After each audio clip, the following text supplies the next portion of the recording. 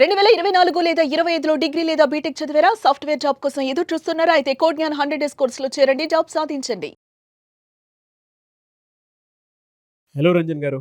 Hello Nag. Sir, previous వీడియోలో మీరు నేను డిస్కస్ చేసుకున్నట్లు అంటే బిలీఫ్ అందులోనే మనకి కొన్ని థింగ్స్ ఉంటాయన్నమాట. అంటే ఎలా బిహేవ్ చేస్తున్నామో దాన్ని బట్టి మనం బికమ్ ఆ విధంగా మారతాము అనేటువంటి దానికి కొన్నిసార్లు అన్నీ అడాప్ట్ చేసుకొని స్కిల్స్ అంతా ఇంప్రూవ్ చేసుకొని ఒక సక్సెస్ ఫార్ములాలోకి వచ్చేసిన తర్వాత అది ఎక్కువ రోజులు నిలబడదు, ఫెయిల్యూర్లోకి వెళ్ళిపోతూ ఉంటాం మళ్ళీ.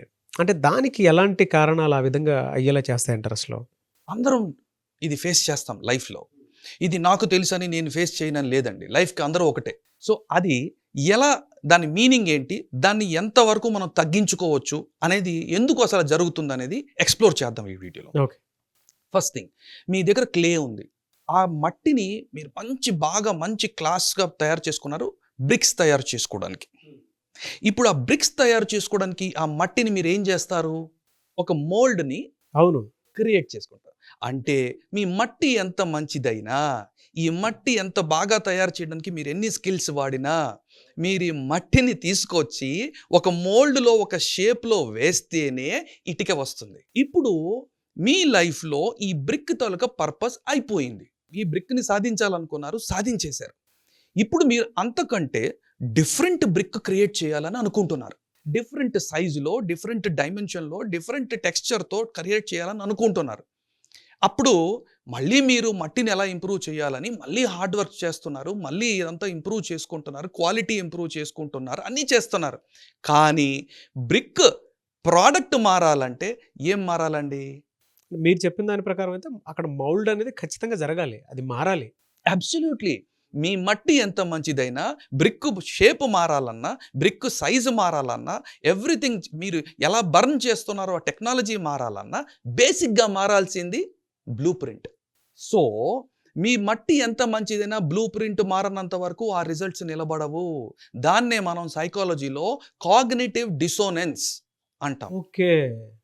అంటే మీరు వ్యక్తిగతంగా ఎంత ప్రయత్నం చేసినా, ఎంత హార్డ్ వర్క్ చేసినా, మీరెంత నాలెడ్జ్ సంపాదించినా సరే, మీ బిహేవియర్లో మార్పు వచ్చినా సరే, మీ టోటల్ ఐడెంటిటీ అప్గ్రేడ్ అవ్వకపోతే, మీ బిలీఫ్ సిస్టమ్ అప్గ్రేడ్ అవ్వకపోతే, ఈ రిజల్ట్స్ని మీ ఐడెంటిటీ రిపెల్ చేస్తుంది. It is not allowing the result to fit in to your identity. So it knows these are not my results. బ్రెయిన్కి తెలిసిపోతుంది, ఇది నా ఐడెంటిటీకి సూట్ అవ్వట్లేదు, కాబట్టి ఈ రిజల్ట్స్ నాకు వద్దు. అంటే బ్రెయిన్ కూడా తత్వంలోకి వెళ్ళిపోతుందండి. ఎగ్జాక్ట్లీ. యువర్ బ్రెయిన్కి మనం ఏం చెప్పాల్సిన అవసరం లేదండి. Brain is a default mechanism. Me identity upgrade అవ్వకపోతే దానికి ముందు మీకు ఆ బ్రెయిన్ అనేది మన నుంచి సెపరేట్ కాదండి, మీకు కూడా తెలుస్తుంది. దానికి ఎగ్జాంపుల్ చెప్తానండి. మంచి సక్సెస్ సాధించారు, వెంటనే ఆ రోజు నైట్ ఎక్కడో ఒక చిన్న వెలితి, ఎక్కడో ఒక చిన్న అన్హ్యాపీనెస్, ఇది నిలబడుతుందో లేదో, భయం, ఈ రిజల్ట్ సస్టైన్ అవుతుందో లేదో, అసలు దీనికి నేను అర్హున్నా, డూ ఐ డిజర్వ్ దిస్, ఈ క్వశ్చన్స్ అన్నీ మనకి ఎక్కడి నుంచి వస్తున్నాయండి? బికాజ్ ఎక్కడో లోపల మీకు తెలుసు, నా ఐడెంటిటీకి ఈ రిజల్ట్స్ మ్యాచ్ అవ్వట్లేదు. కొన్ని రోజులు పోగానే మీరు ఏదో ఒకటి చేస్తారు, ఏదో ఒకటి జరుగుతుంది, ఆ రిజల్ట్ వెళ్ళిపోతుంది. దాన్ని మనం కాగ్నిటివ్ డిసోనెన్స్ అంటాం. ఎలా సార్ మరి దీన్ని ఓవర్కమ్ చేయాలి అని అంటే ఎలాగా? డెఫినెట్లీ లాగ్, ఈ ప్రాసెస్ని మనం అర్థం చేసుకొని ఈ గ్యాప్ని మనం తగ్గించుకోవాలంటే ఫస్ట్ ఆఫ్ ఆల్ మన బిలీఫ్ సిస్టమ్ని ఎలా మార్చుకోవాలి, మన ఐడెంటిటీని ఎలా షిఫ్ట్ చేసుకోవాలి అనేటటువంటిది మనం అర్థం చేసుకొని దాన్ని ఎగ్జిక్యూట్ చేస్తే మీ ఐడెంటిటీకి మీ రిజల్ట్కి మధ్యలో ఉన్నటువంటి గ్యాప్ని మనం తగ్గించుకోగలిగితే మీరు క్రియేట్ చేస్తున్న రిజల్ట్ సస్టైనబుల్ రిజల్ట్ అవుతుంది. ఎస్.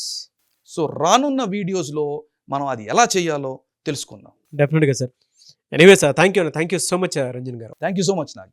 సుమన్ టీవీలో మీ పర్సనల్ అండ్ బిజినెస్ ప్రమోషన్స్ కోసం కింది నెంబర్కి కాంటాక్ట్ చేయండి.